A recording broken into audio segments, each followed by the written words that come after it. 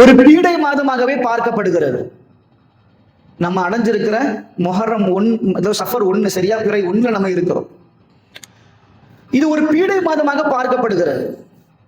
அன்பிற்குரியவர்களே, பீடை என்பது மாதத்தில் இல்லை, மாதத்தில் கிடையாது. அதாவது ஏன் அப்படி அவங்க பார்த்தாங்க அரபியர்கள் ஆரம்பத்தில் அப்படின்னா, இதற்கு முன்னால் சங்கையான மாதங்கள் நம்மை விட்டு கடந்து சென்றது. சங்கையான மாதங்கள் கடந்து சென்றது. துல் ஹஜ், துல் கஅதா, துல் ஹஜ், முஹர்ரம் இல்லையா? இது மூன்றுமே சங்கையான மாதங்கள்.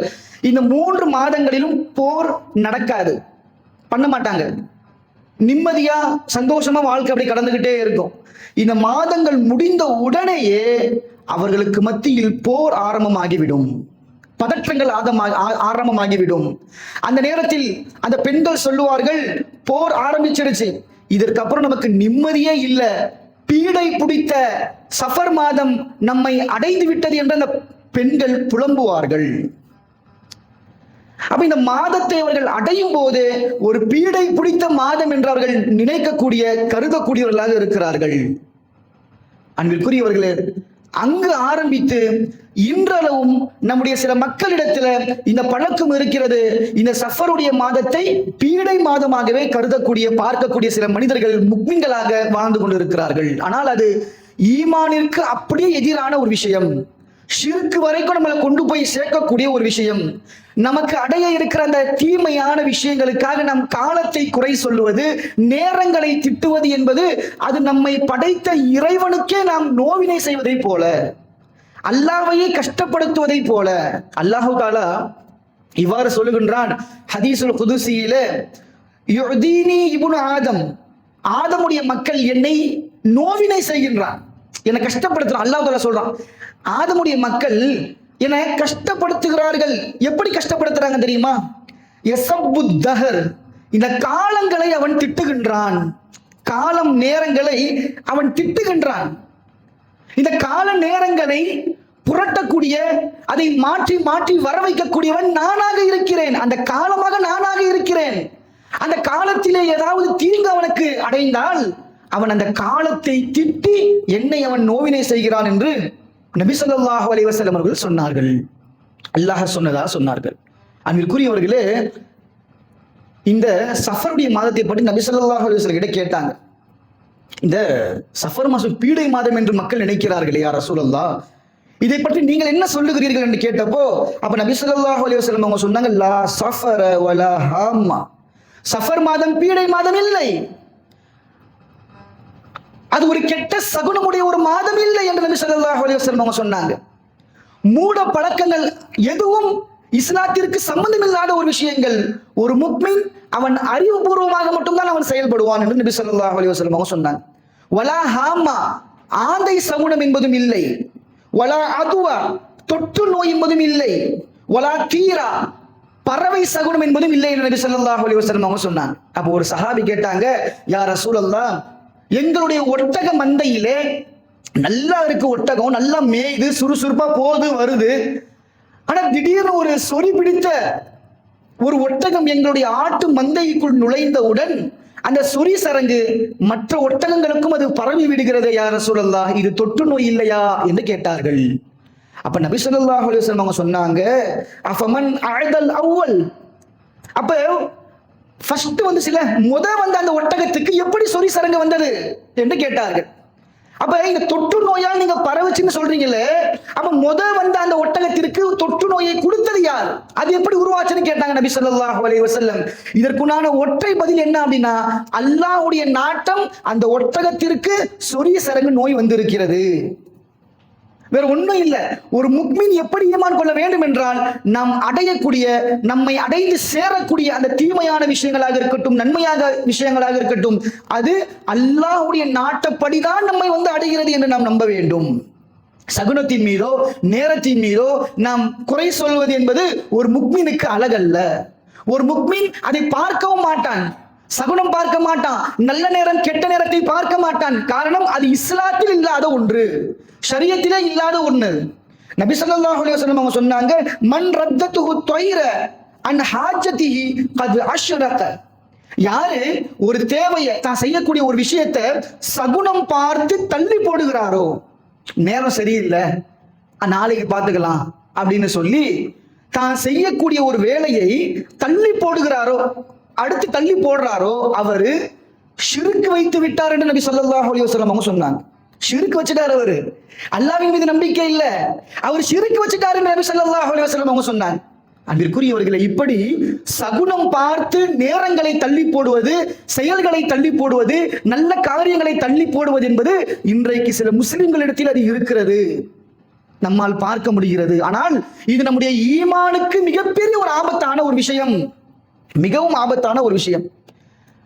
காலத்தில் சகுனம் பார்க்கக்கூடிய முஸ்லிம்கள் இருக்கிறார்கள், நேரங்களில் சகுனம் பார்க்கக்கூடிய மனிதர்கள் இருக்கிறார்கள். மனிதர்களிலேயே சகுனம் பார்க்கக்கூடிய, இவன் மூஞ்சில போய் முழிச்சன அப்படின்னு சொல்லி மனிதர்களிலேயே சகுனம் பார்க்கக்கூடிய மனிதர்கள் முக்மின்களில் இருக்கிறார்கள். நம்ம வெளியே போகும்போது ஒரு பிச்சைக்காரனை பார்த்தால், பிச்சைக்கார மூஞ்சில முழிச்சன போற காரியம் விளங்கிடுமா அப்படின்னு கேட்கிற ஆட்கள் நம்மள இருக்கிறாங்க, வேற எங்க வெளியே இல்ல. அல்லாஹ்வையும் ரசூலையும் ஈமான் கொண்ட ஒரு முக்மின் இப்படி நினைக்கலாமா? இப்படி நினைக்கிறார்கள். ஒரு பூனை கிராஸ் பண்ணி போகுது, கடந்து போகுது அப்படின்னா போற காரியம் விளங்காது அப்படின்னு சொல்லி நினைக்கிறாங்க. அது பிள்ளைகளும் அதை கடந்து பிள்ளைகளும் அப்படி நினைக்கிறாங்க. அதே அந்த பிள்ளைகளுக்கும் சொல்லி அப்படியே பழகிட்டாங்க. வெளியே போகும்போது காலில் அடிபட்டது, அப்ப என்ன அர்த்தம்? அந்த காரியத்தை செய்யக்கூடாதுன்னு அர்த்தம். இவர் ஒழுங்கா பார்த்து போயிருந்தா காலில் அடிபட்டு இருக்காரு. குறைகளை காலங்களிலேயோ அல்லது மற்ற விஷயங்களையோ அவர்கள் தேடுகிறார்கள். ஆனா அந்த குறைகள் என்பது தனக்குள் இருப்பதை அந்த மனிதர்கள் மறந்து விடுகிறார்கள். ஒரு சில பேர் குழந்தை இல்லாதவர்கள், ஒரு சில ஃபங்க்ஷன்ல எல்லாம் ஒரு பெண்ணுக்கு குழந்தை நிக்கல, கல்யாணம் ஆகி சில மாதங்கள் வருஷங்கள் ஆகி குழந்தை நிக்கல அப்படின்னா அந்த பெண்களை ஒரு சில நிகழ்ச்சியில கூட கலந்துக்க விட மாட்டாங்க, முன்னுரிமை கொடுக்க மாட்டாங்க. ஏன் தெரியுமா? எங்க இவங்க ஏதாவது பண்ண போய் அவங்களுடைய அதே மாதிரியான ஒரு வாழ்க்கை இவங்களுக்கும் வந்துடுமோ அப்படிங்கிற மாதிரி ஒரு பயம். அந்த பெண்களுடைய விஷயத்திலும் சகுனம் பார்க்கக்கூடிய பழக்கம் நம்முடைய முஸ்லிம் பெண்களிடத்திலும் இருக்கிறது. அன்பிற்குரியவர்களே, நம்ம யோசிச்சு பார்க்கிறோம், இது எல்லாமே இஸ்லாம் நமக்கு கற்றுக் கொடுக்காத ஒரு விஷயங்கள், இஸ்லாம் கடுமையாக கண்டிக்கக்கூடிய விஷயங்கள். இது எல்லாமே இது குறிப்பா எதுல அதிகமா நடக்கும் அப்படின்னா இந்த சஃபருடைய மாதத்துல அதிகமா நடக்கும். பெரும்பாலும் நீங்க பாத்தீங்கன்னா மற்ற மாதங்களை விட இந்த சஃபருடைய மாதத்துல திருமணங்கள் குறைவா இருக்கும், நல்ல நிகழ்ச்சிகள் குறைவா இருக்கும், எல்லாமே கம்மியா தான் பண்ணுவாங்க, பெரும்பாலும் பண்ண மாட்டாங்க. கல்யாண மண்டபங்கள்ல இருக்கக்கூடிய வாடகையுமே கம்மியா தான் இருக்கும். ஏன் அப்படின்னா சஃபர் மாதம் என்பது பீடை பிடித்த மாதம். அந்த மாசத்துல எதை நம்ம ஆரம்பிச்சாலும் விளங்காது அப்படிங்கிற ஒரு எண்ணம் நம்மிடத்திலே இருக்கிறது. நபி ஸல்லல்லாஹு அலைஹி வஸல்லம் அவர்கள் அதை உடைத்து காட்டினார்கள், அதை உடைச்சாங்க. இப்படிப்பட்ட இந்த மூட நம்பிக்கையையே நபி ஸல்லல்லாஹு அலைஹி வஸல்லம் அவர்கள் உடைத்து காட்டினார்கள். முதல்ல ஹிஜ்ரத்தை ஆரம்பிச்சது இந்த சஃபருடைய 27 பிறையில தான் ஆரம்பிச்சாங்க. ஹிஜ்ரத் போது மிகப்பெரிய ஒரு திருப்பு முனை. அது நம்முடைய இஸ்லாமிய வரலாற்றில் மிகப்பெரிய ஒரு திருப்பு முனை எது அப்படின்னா ஹிஜ்ரத்துடைய பயணம். அந்த ஹிஜ்ரத்துடைய பயணத்தை நபி ஸல்லல்லாஹு அலைஹி வஸல்லம் அவர்கள் ஆரம்பித்தது, மக்காவை விட்டு வெளியேறியது இந்த சஃபருடைய மாதத்திலே தான் வெளியேறினார்கள். மிகப்பெரிய வெற்றியை அடைந்தார்கள் அவர்கள். அதே போல நபி ஸல்லல்லாஹு அலைஹி வஸல்லம் அவங்க நம்முடைய தாயார் ஹதீஜா ரலியல்லாஹு அன்ஹா அவர்களை மனம் முடித்ததும் இந்த சஃபருடைய மாதத்துல தான். எவ்வளவு அழகா அவங்க வாழ்ந்தாங்க. நபி ஸல்லல்லாஹு அலைஹி வஸல்லம் அவர்களும் அன்னை ஹதீஜா ரலியல்லாஹு அன்ஹா அவர்களும் எவ்வளவு அழகான ஒரு வாழ்க்கையை வாழ்ந்தார்கள்.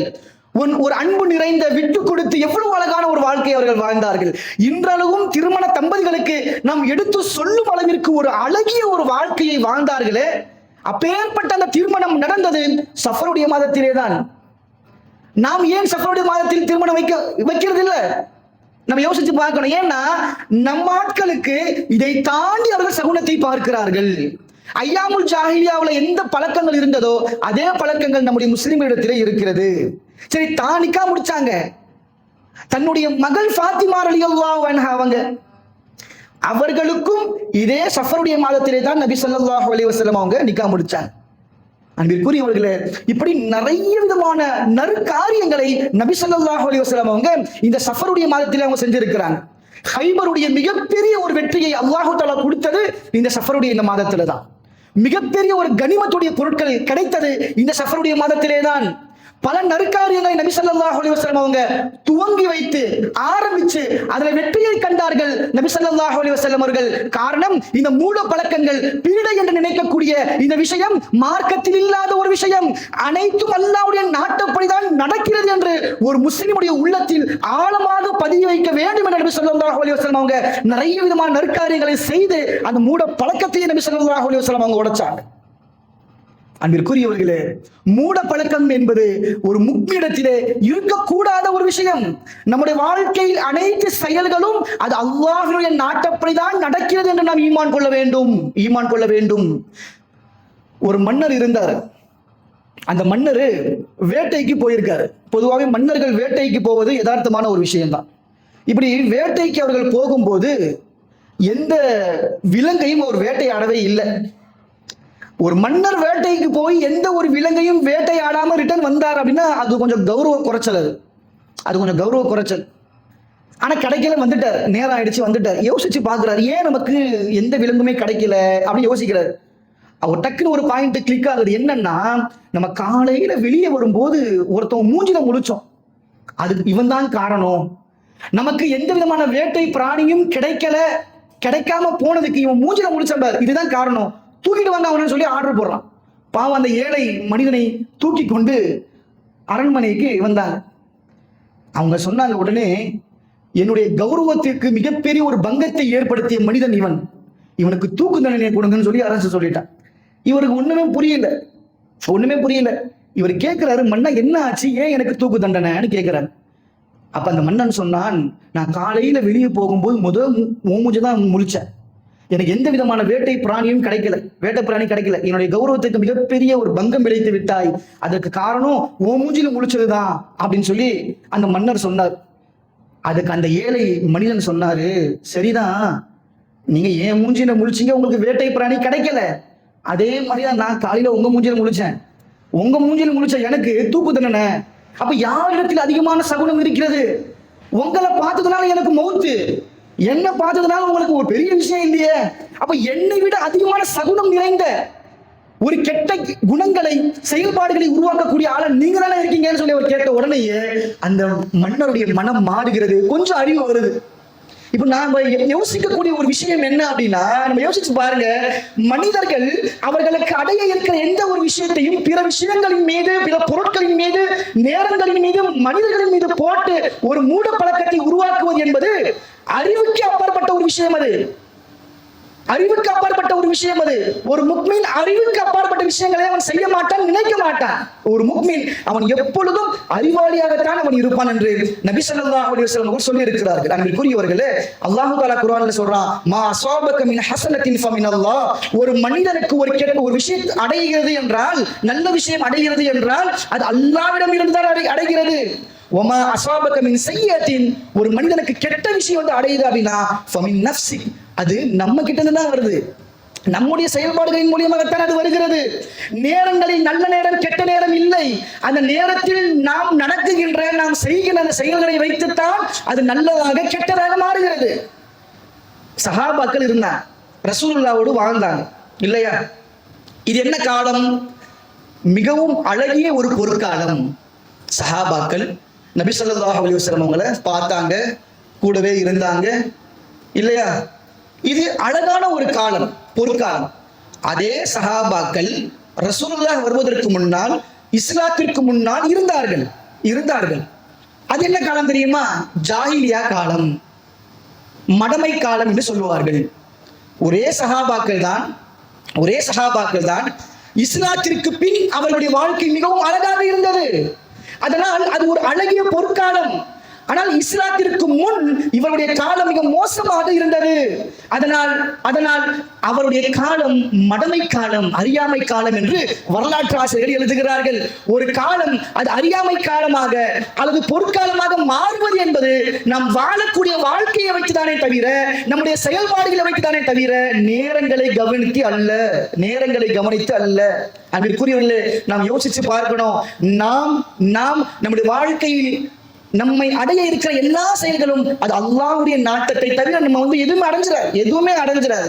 நம்முடைய ஷரியத்துல, மார்க்கத்துல சிறப்பான நாட்கள் இருக்குது, சிறப்பான நாட்கள் அரஃபாவுடைய நாட்கள் இருக்கு, சிறப்பான நேரங்கள் லைலத்துல் கத்ர் இரவு இருக்குது. ஆனா கெட்ட நாள் என்பது இல்ல, கெட்ட நாள் என்பது இல்ல.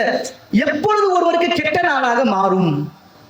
ஷரியத்துடைய பார்வையின்படி, குர்ஆன் ஹதீஸுடைய வழியில நம்ம அதை எடுத்து பார்த்தோம் அப்படின்னா, ஒரு மனிதனுக்கு எப்போ ஒரு கெட்ட நாளாக அது மாறும் அப்படின்னா, எவர் ஒருவர் காலை நேரத்தில் ஃபஜர் தொழுகவில்லையோ அந்த நாள் அவருக்கு கெட்ட நாள்.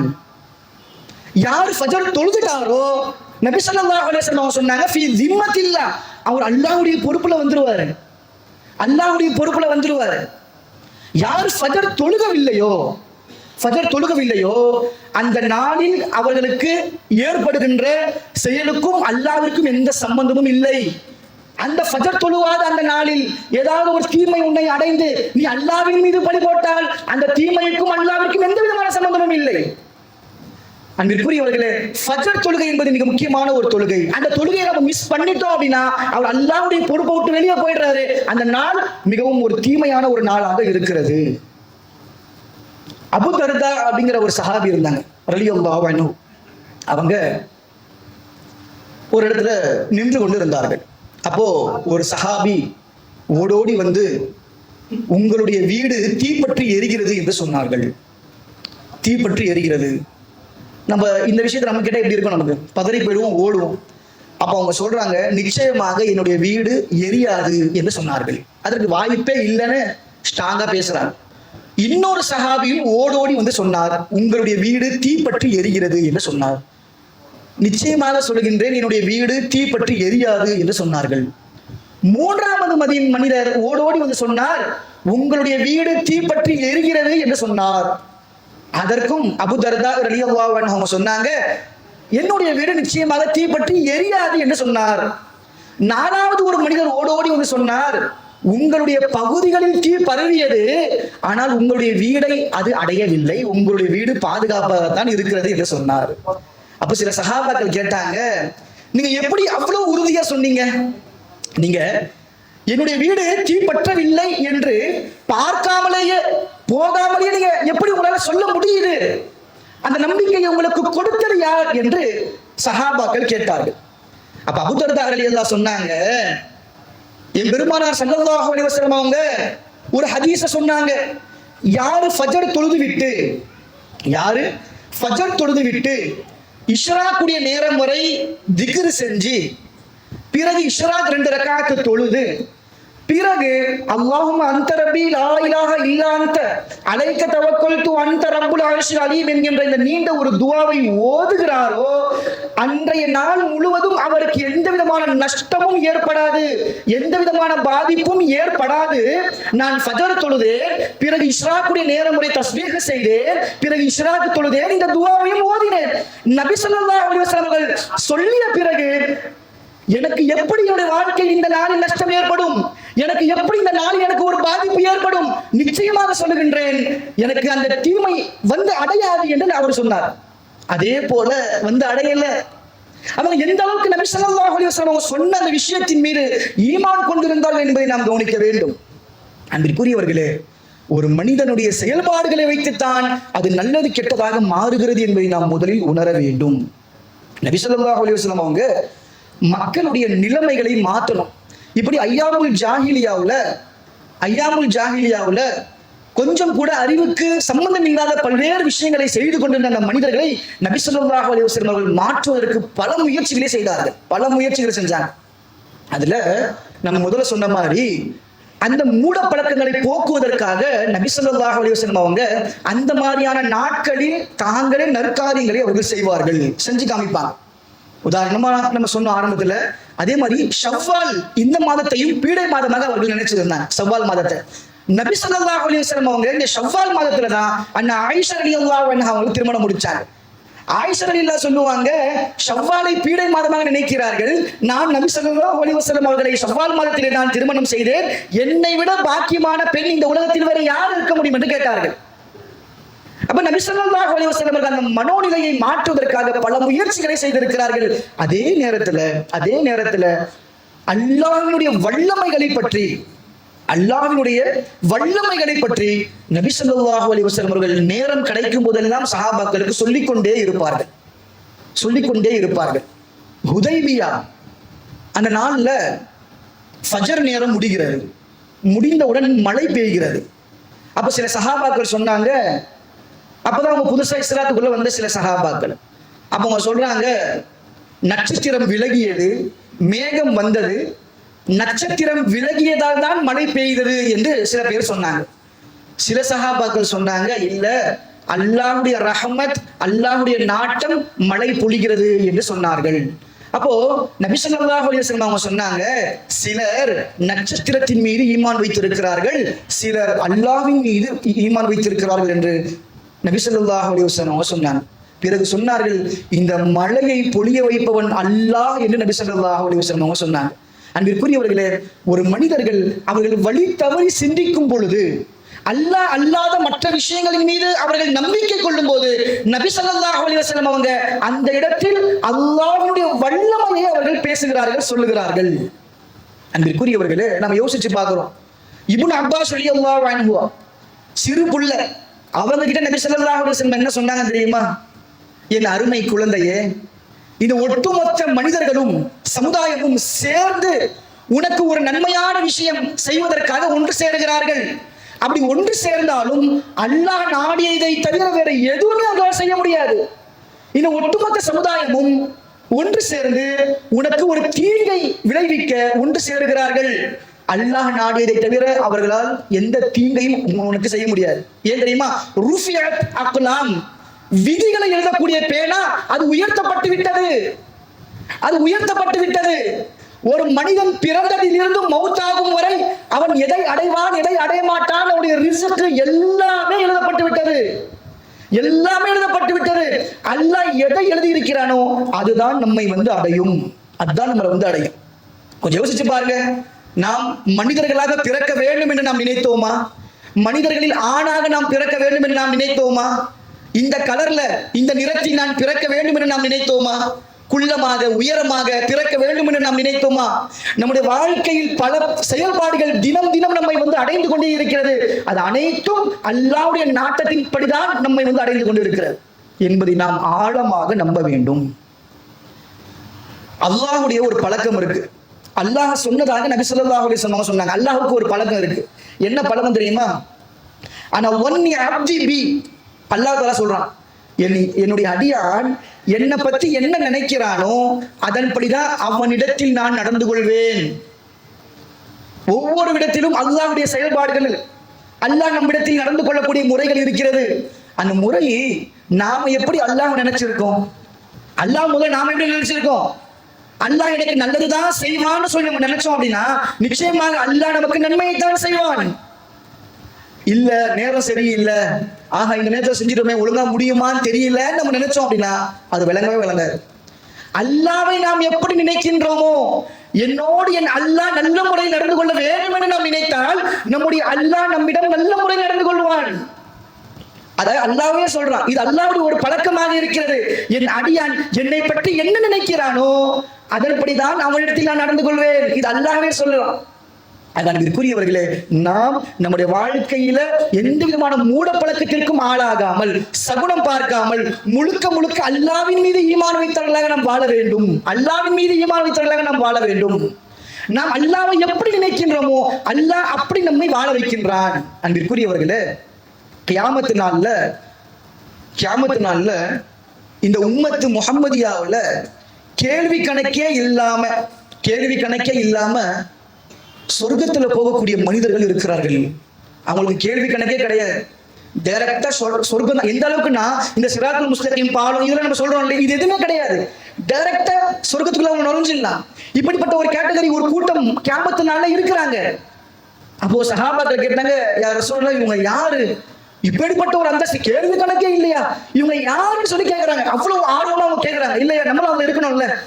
அது எப்படிப்பட்ட மக்கள், அவங்க என்ன செஞ்சாங்க அப்படின்னு சொல்லி சஹாபாக்கள் கேட்டப்போ அப்ப நபி ஸல்லல்லாஹு அலைஹி வஸல்லம் அவங்க சொன்னாங்க, வலா யதயரூன், அவர்கள் சகுனம் பார்க்க மாட்டார்கள், பறவை சகுனம் பார்க்க மாட்டார்கள், வலா யக்துஊன், சூடு போட்டுக் கொள்ள மாட்டார்கள். இது எல்லாமே அறியாமைக்கால மூட பழக்கமாக இருந்தது. மூட பழக்கத்தில் ஈடுபடாத ஒரு முக்மின், அதுக்கப்புறம் சொன்னாங்க வஅலா ரப்பிஹிம் யதவக்கலூன், தன்னுடைய இறைவனின் மீது முழு நம்பிக்கை உடையவனாக அவர்கள் இருப்பார்கள். தன் இறைவனை மட்டுமே நம்பக்கூடியவர்களாக இருப்பார்கள். அதை தாண்டி, இறைவனை தாண்டி வேற எந்த ஒரு விஷயத்தின் மீதும் தன்னுடைய தேவை அவர்கள் நிவர்த்தி செய்வதற்காக திரும்ப மாட்டார்கள். அன்பிற்குரியவர்கள், முழு நம்பிக்கையை இறைவனின் மீது வைக்கக்கூடிய ஒரு முக்மீனாக அவர் வாழ்வார்கள். அப்படிப்பட்ட அந்த மனிதர்கள் கேள்வி கணக்கே இல்லாமல் சொர்க்கத்தில் நுழைவார்கள். உடனே ஒரு சஹாபி கேட்டாங்க, யா ரசூலல்லாஹ், அந்த கூட்டத்துல நான் இருக்கிறேனான்னு கேட்பாங்க. உகாஸ் ரலியல்லாஹு அன்ஹு, நீங்களும் அதிலே இருக்கிறீர்கள் என்று நபி ஸல்லல்லாஹு அலைஹி வஸல்லம் அவங்க சொல்லுவாங்க. அன்பிற்குரியவர்களை, நாம் யோசித்து பார்க்க வேண்டும். நாம் சகுனம் பார்ப்பதோ, இது போன்ற மூட பழக்கங்கள், ஜோசியம் பார்ப்பதோ, வாஸ்து பார்ப்பதோ, இது எல்லாமே மூட பழக்கங்கள். ஒரு முஸ்லிம் மூட பழக்கம் பார்க்கக்கூடிய, மூட பழக்கத்தில் ஆளாக்கக்கூடிய ஒரு மனிதனாக அவன் இருக்கவே மாட்டான். ஒரே ஒரு விஷயத்தை சொல்லி நான் முடித்துக் கொள்கிறேன். வீட்டை விட்டு வெளியேறும் போது ஒரு துஆவை நபி ஸல்லல்லாஹு அலைஹி வஸல்லம் கற்றுக் கொடுத்திருக்கிறாங்க. வீட்டை விட்டு வெளியே போகும்போது, பொதுவா எல்லா விதமான முசீபத்தும் நமக்கு அப்படிதான் அடையும், வீட்டை விட்டு வெளியே போகும்போது தானே. ஆனா நபி ஸல்லல்லாஹு அலைஹி வஸல்லம் ஒரு அழகான ஒரு துஆவை சொல்லி கொடுத்திருக்கிறாங்க. இந்த துஆவை நம்ம ஓதுனாலே போதும், நமக்கு எந்த விதமான பெரும்பாலான முசீபத்தே வராது. நபி ஸல்லல்லாஹு அலைஹி வஸல்லம் சொன்னாங்க, யார் வீட்டை விட்டு வெளியே செல்கிறார்களோ அவர்கள் பிஸ்மில்லாஹி தவக்கல்து அலல்லாஹ் லா ஹவுல வலா குவத்த இல்லா பில்லாஹ். ரொம்ப சுலபமானதுதான். பிஸ்மில்லாஹி தவக்கல்து அலல்லாஹ் லா ஹவுல வலா குவத்த இல்லா பில்லாஹ். இதை நம்ம ஓதிட்டு வீட்டை விட்டு வெளியே போனோம் அப்படின்னா நபி ஸல்லல்லாஹு அலைஹி வஸல்லம் அவங்க சொன்னாங்க, ஹுதைத, அவர்களுக்கு நேர்வழி காட்டப்படும். அதாவது உங்களுக்கு நேர்வழி காட்டப்படும். ஏதாவது ஒரு பிரச்சனையா நீங்க போறீங்க, எப்படா சால்வ் பண்றது, எப்படா தீர்வு பார்க்கறது, நீங்க போறீங்க, இந்த துஆவை ஓதிட்டு போறீங்கன்னா அதற்குண்டான தீர்வு அல்லாஹ் தஆலா உங்களுக்கு காட்டுவான். அதுக்கப்புறம் சொன்னாங்க நபி ஸல்லல்லாஹு அலைஹி வஸல்லம் அவங்க, குஃபீத, உங்களுக்கு பாதுகாப்பு வழங்கப்படும். வீட்டை விட்டு இந்த துஆவை நீங்க ஓதிட்டு போனீங்கன்னா உங்களுக்கு பாதுகாப்பு வழங்கப்படும். வஉக்கியத் தனஹானுஹு ஷைத்தான், ஷைத்தானிடமிருந்து பாதுகாப்பு உங்களுக்கு கிடைக்கும். நபி ஸல்லல்லாஹு அலைஹி வஸல்லம் சொன்னாங்க. அதுக்கப்புறம் சொன்னாங்க நபி ஸல்லல்லாஹு அலைஹி வஸல்லம் அவங்க, மலக்குமார்களால் உங்களுக்கு பாதுகாப்பு வழங்கப்படும். மலக்குமார்கள் உங்களுடைய பாதுகாப்புக்காக உங்க கூடவே இருப்பாங்கன்னு சொல்லி நபி ஸல்லல்லாஹு அலைஹி வஸல்லம் அவங்க சொல்லி கொடுத்தாங்க. அன்பிற்குரியவர்களே, இந்த துஆவை எப்பொழுதும் நாம் வீட்டை விட்டு வெளியே செல்லும் போது கண்டிப்பாக நாம் ஓதிக்கொள்ள வேண்டும். ஹஜ்ஜத்துல் விதாவுல நபி ஸல்லல்லாஹு அலைஹி வஸல்லம் அவங்க சொன்னாங்க, எல்லா விதமான மூட பழக்கங்களையும் என்னுடைய காலில் போட்டு நான் மிதித்து விட்டேன் என்று நபி ஸல்லல்லாஹு அலைஹி வஸல்லம் அவங்க சொன்னாங்க.